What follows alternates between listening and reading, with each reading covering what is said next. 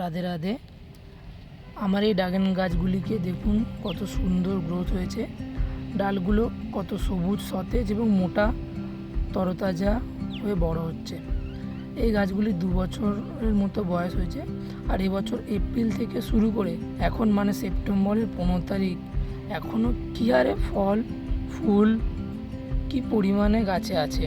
Dragon গাছে অনেক ফুল আসে, কিন্তু সব ফুল বা ফল ফলে পরিণত হয় না। কিছু ফুল প্রাকৃতিক নিয়মে ঝরেও পড়ে যায়। আমি বলবো আপনার গাছকে ভালো করে মাটি তৈরি করে লাগান, গাছের একটু পরিচর্যা করুন। গাছ সুস্থ সবুজ সতেজ হেলদি থাকলে ফুল ফল আসা থেকে আর কে আটকায়? তাই গাছকে আগে তৈরি করতে হবে। একবার যদি গাছ তৈরি হয়ে যায় তাহলে ফল আসা আর কে আটকায়? রাধে রাধে।